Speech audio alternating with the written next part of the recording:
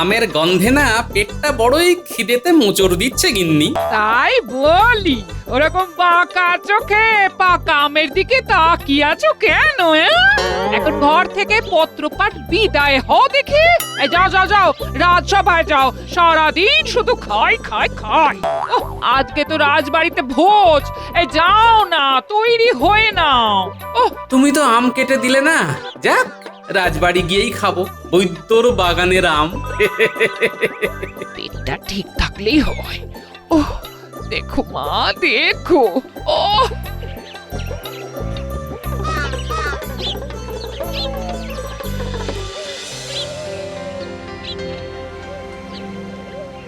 প্রতি বছরের মতো এই বছরও আপনাদের মহারাজ তার সভাসদদের কাজের প্রতি সন্তুষ্ট হয়ে একটি ভোজসভার আয়োজন করেছেন।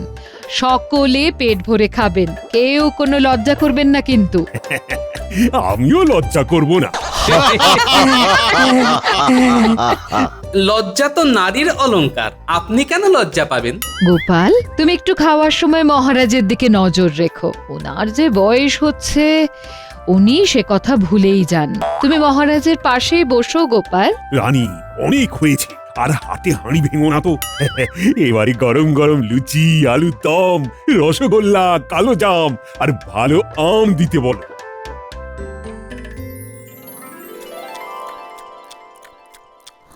রানীমা, আপনি কখন খেতে বসবেন? আমাদের তো খাওয়া প্রায় হয়েই এলো। আজকের দিনে আমি সবার শেষে খাবো। তোমাদের রানীমাও আমার মতোই তোমাদের ভীষণ ভালোবাসেন। সকলের পেট ভরেছে তো, আবারও বলছি, কেউ লজ্জা পাবেন না। জব্বর খেলাম। বেশ বেশ, এবারে আসছে রাজবৈদ্যর বাগানের আম। ধন্যবাদ বৈদ্য মশাই। আমাকে লজ্জা দেবেন না রানীমা। তা মহারাজ, আপনার বাগানের আম আমরা কবে খাবো?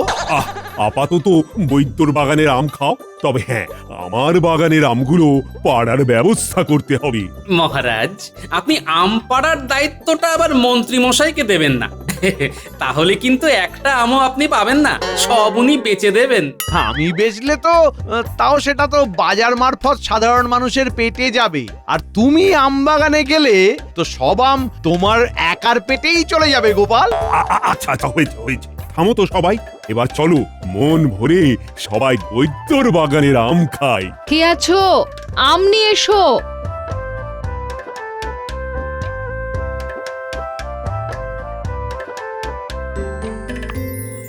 ও বাবা, মহারাজের পাতে কত বড় আমের চাকলা, কত ছাড়া আমার পাতে দিতে পারলো না। আহ আহ, কি মিষ্টি আম গো বৈদ্য। হ্যাঁ, খান খান, সবাই মন ভরে খান। সবাই প্রাণ ভরে খাও। হ্যাঁ হ্যাঁ হ্যাঁ। মহারাজ এখন ওদিকে গল্পে মত্ত। আমার ছোট আমটা মহারাজকে দিয়ে ওনার বড় আমটা আমি তুলে নেব। আমগুলো সব খেতে লাগছে চিনির মতো মিষ্টি। এক সে বড়কর এক আম, সব বৈদ্যের বাগানের শ্রেষ্ঠ। নিন নিন নিন, এবারে মহারাজ আম খান, আম খান। আমটা আমায় অদল বদল করতেই হবে। ওহ ভগবান, আজ তোমার পরীক্ষা দেখি। মহারাজ ওদিকে তাকিয়ে এই সুযোগে আমটা বদলা বদলি করে নি।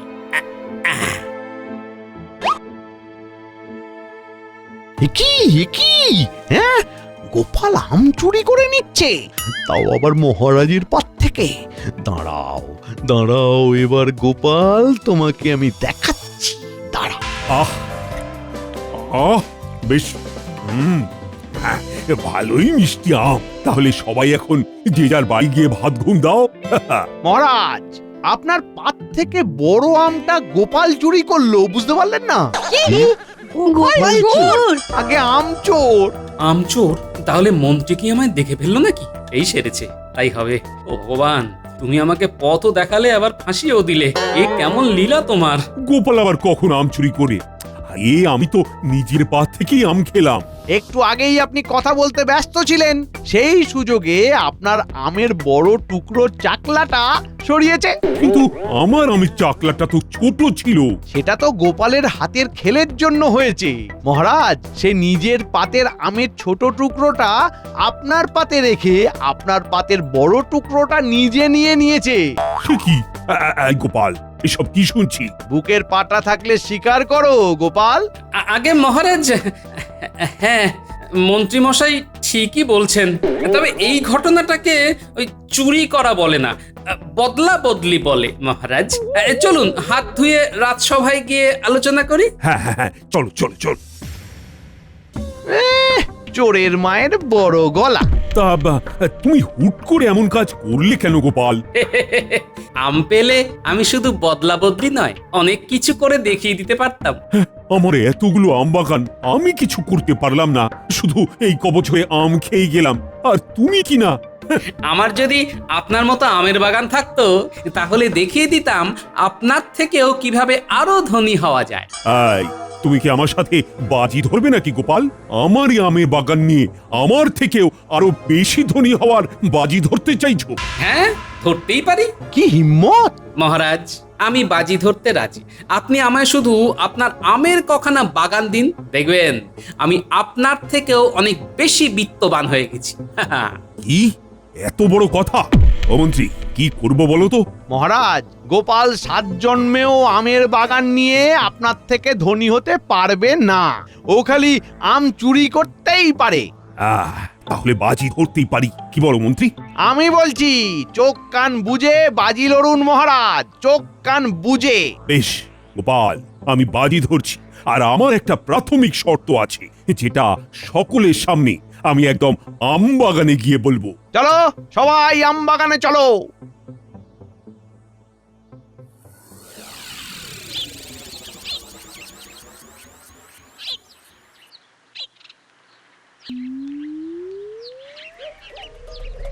সকলের সামনে আমি আমার এই দক্ষিণের এবং ওই দিকে পূর্বের আমবাগান গোপালকে 3 মাসের জন্য অর্পণ করলাম।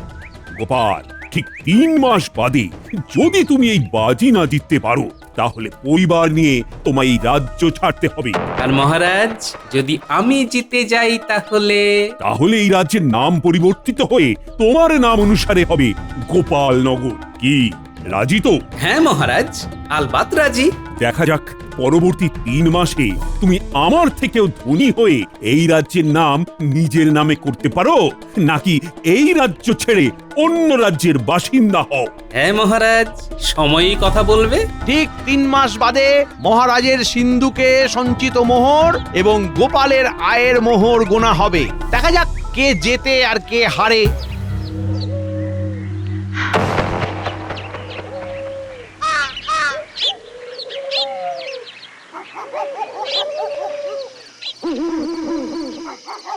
গিন্নি, ও গিন্নি, বাজি তো ধরে নিলাম, জিতবো তো? দেখো জিতবে কিনা জিতবে সেটা আমি জানি না, কিন্তু তুমি যে বাজি ধরার সাহসটুকু দেখিয়েছ তাতেই আমি খুশি। হ্যাঁ হ্যাঁ, চেষ্টা তো করি। মাথায় একটা মোটামুটি পরিকল্পনাও করে নিয়েছি, বুঝলে? কাল থেকে লেগে পড়বো। গিন্নি, তোমাকেও কিন্তু এই লড়াইয়ে আমার সাথে সাথ দিতে হবে। এ তুমি না বললেও পাশে থাকবো। হ্যাঁ, আর বললেও পাশে থাকবো। তুমি আমার বড় ভরসা গিন্নি। বলছি মেয়ে জামাইটাকে একটু দেখে। ওফ, আবার সেই জামাইয়ের কথা। আচ্ছা আচ্ছা, বুঝেছি। বলছি এই কালকে কি তোমার সাথে ন্যাপলা গুলটেরা আম বাগানে যাবে নাকি? হ্যাঁ, ওরা তো আছেই। এছাড়াও আরো কিছু জনকে ডেকে নিয়েছি, বুঝলে? 2খানা বাগানের আম পাড়া কি 4টিখানি ব্যাপার।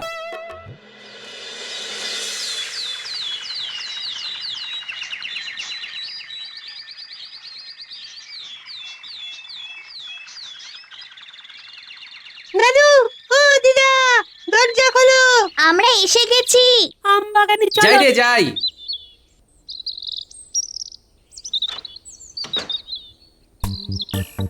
দাদু, তোমার কথা মতো আমাদের সবার জন্যই আম পাড়ার আঁকশি দেওয়া লাঠি এনেছি। ভালোই হবে, সবার হাতে একটা করে লাঠি থাকবে। দাদু, তুমি যে বললে আমগুলো পেড়ে আমাদের আরো বেশ কিছু কাজ আছে, কই কি করতে হবে সেটা তো বললে না। এই হ্যাঁ, তুমি তো আমাকেও বললে না। আম নিয়ে কি পরিকল্পনা আছে তোমার মাথায়? বলছি সব বলছি। আমরা দুটো বাগান থেকে মোট যত আম পারবো তার ভেতরে কিছু আম শহরে বিক্রি করে দেব, কিছু আম নিয়ে চপের দোকান দেব, এই আমের চপের আর কি।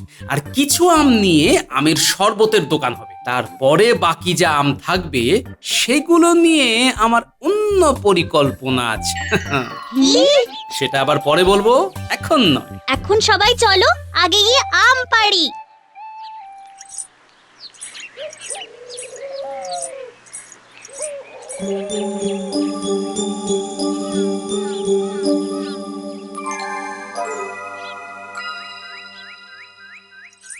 কি মহারাজ, সকাল হতে না হতে মুখ এত গম্ভীর কেন? ছাদ থেকে দেখলাম গোপাল আম বাগান থেকে আম পেড়ে গরুর গাড়ি বোঝাই করে নিয়ে যাচ্ছে। মহারাজ, গোপাল আপনাকে টেক্কা দেওয়ার বাজি ধরেছে বলে মুখ ভার করে আছেন, নাকি আশঙ্কা করছেন গোপাল সত্যি সত্যি যদি আপনার থেকে ধনী হয়ে যায়? কি হয়েছে যদি একটু মন খুলে বলেন। আশঙ্কা করছি, সেই জন্যই তো মুখ ভার। আরে গোপালের মাথায় প্রচুর বুদ্ধি, সেটা তুমি তো জানোই। যদি সে সত্যি সত্যি বাজি জিতে যায় তাহলে কৃষ্ণনগরের নাম বদলে গোপালনগর হয়ে যাবে। ভাবো তো কি লজ্জা। উপরওয়ালাকে ডাকুন যাতে আপনার মান সম্মান বজায় থাকে।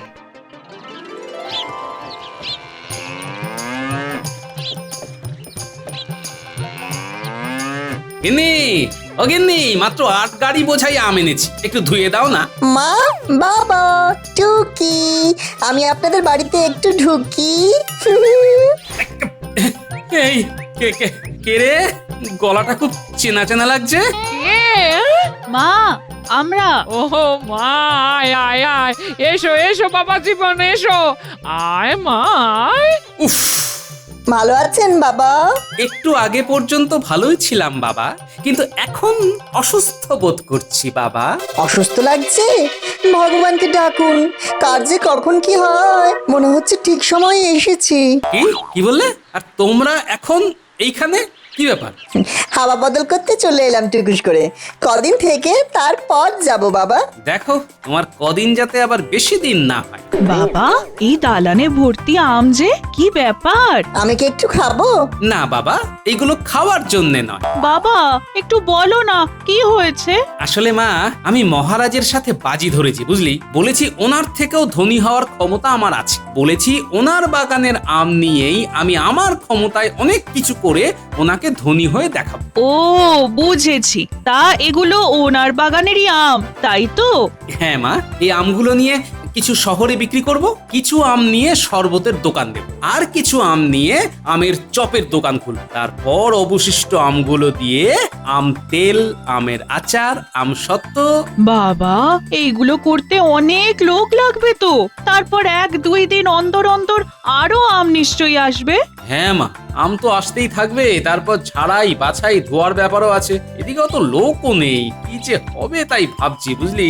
কিচ্ছু ভেবো না বাবা, আমি আছি, তোমার জামাই আছে, ও সব আম ধোয়া বাছা করে দেবে। আমি এখন আম ধোবো? শুধু আম ধোয়া নয়, অনেক কাজই করতে হবে, চলো। যাক, ভগবান মুখ তুলে চেয়েছেন।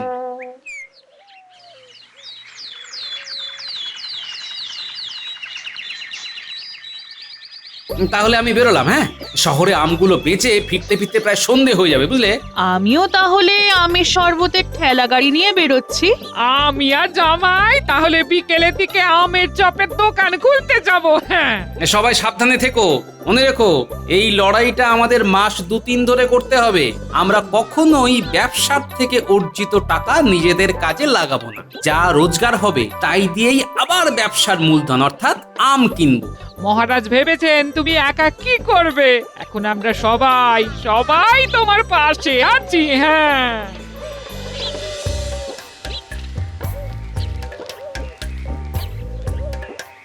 কাঁচা আমের মিঠা শরবত, 1 ঘটি 1 মোহর। কি দারুণ চপের গন্ধ, খেতে ইচ্ছে করছে। রসে ভরা দারুণ আম 5 মোহরে 1 সের।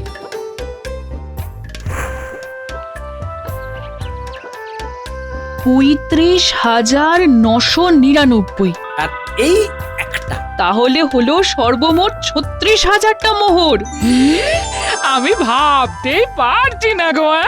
বাবা, ১.৫ মাসের মধ্যে এই, তাও আবার 2খানা আম বাগান নিয়ে। কষ্টের ফল। হ্যাঁ, আমি ভাবছি আরো 2খানা আম বাগান কিনে নিই, বুঝলে? বর্ষাকাল আসছে, এইবারেই তো আসল খেলা শুরু হবে। হ্যাঁ হ্যাঁ বাবা, কিনে নাও। আমি তাহলে ভালো আমের চপ ভেজেছি বলুন। হ্যাঁ বাবা, তুমি আমের চপ ভাজায় দক্ষতা অর্জন করেছো।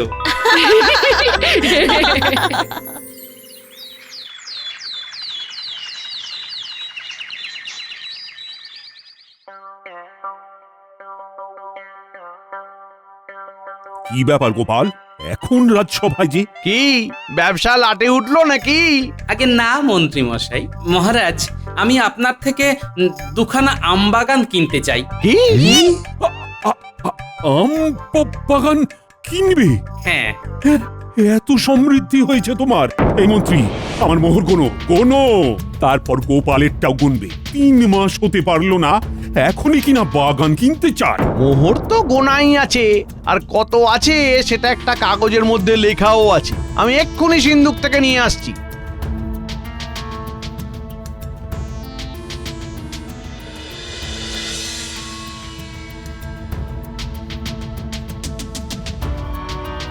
মহারাজ, আপনার সর্বমোট ৩৬,৫০০। এবারে গোপালেরটা দেখো। আমি হিসেব করেই রেখেছি মহারাজ, এত মোহর আনতে পারিনি। তা তোমার হিসেবে কত হয়েছে শুনি? মোট ৩৬,০০০ আছে। কি ব্যাপার গোপাল? 500 মোহরে আমি এখনো এগিয়ে আছি। তুমি কখনোই আমায় টেক্কা দিতে পারবে না। যাও যাও, আমি আর আম বাগান দেব না। ভেবে দেখুন মহারাজ, এখনো 3 মাস হয়নি, তাতেই আমি আপনার ঘাড়ে নিঃশ্বাস ফেলছি। যাকগে, আসি। আমার বরাদ্দ 3 মাস শেষ হলেই না হয় দেখা হবে মহারাজ।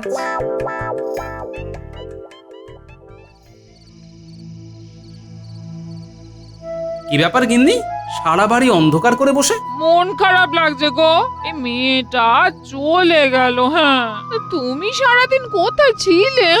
এবারে আসল যুদ্ধে নামতে হবে গিন্নি, তৈরি হও। আর এই যুদ্ধে জিতে গেলেই আমি নিজে তোমায় মেয়ের বাড়ি দিয়ে আসবো। কি যুদ্ধ? কিছুই না, অতিরিক্ত আমগুলো দিয়ে এবারে বয়াম বয়াম তোমার এই জাদু হাত দিয়ে আচার আর আম তেল বানাতে হবে গিন্নি। এই আচার আর আম তেল বর্ষাকালে শহরে প্রচুর দামে বিকবে। হ্যাঁ, বলো কি, আমি আম দিয়ে নানা ধরনের আচার বানাবো। হ্যাঁ, আমি আজ শহরে গিয়ে সব খোঁজ নিয়ে নিয়েছি। তোমাকে সাহায্যের জন্য 4 জন মহিলাকেও বলে এসেছি। এছাড়া আমিও হাত লাগাবো। কাল থেকেই অভিযান শুরু। আচার বিক্রি হলেই তো তুমি বাজিতে জিতে যাবে। এখন যে কটা আম আছে সেগুলো দিয়ে আচার বানাও, আর আমি বাজার থেকে 6000 মোহরের কাঁচা আম কিনে আনবো। সেগুলো দিয়েও আচার আর আম তেল বানাবো, বুঝলে? জয় মা, জয় মা।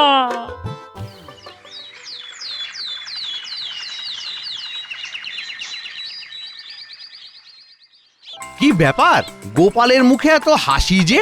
আগে বিজয়ের হাসি।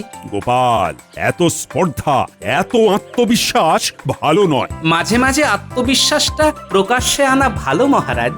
গোনা শুরু করো খাজাঞ্চি, আগে আমারটা করো। জোরে জোরে গুনবে। আই মন্ত্রী, তুমি খেয়াল রাখো। 1 2 3 50,000। মহারাজের সর্বমোট 50,000 মোহর। এবারে গোপালেরটা গুনো। চিন্তা নেই খাজাঞ্চি, চিন্তা নেই। তোমায় 50,000 অবধি এবার গুনতে হবে না।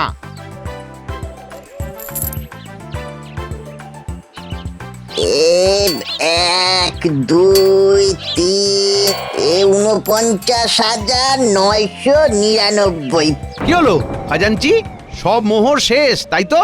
জানতাম গোপাল হেরে যাবে। আমি তো বলেইছিলাম মহারাজ। মহারাজ, মোহর এখনো শেষ হয়নি, এখনো থলিতে 10টা মোহর আছে।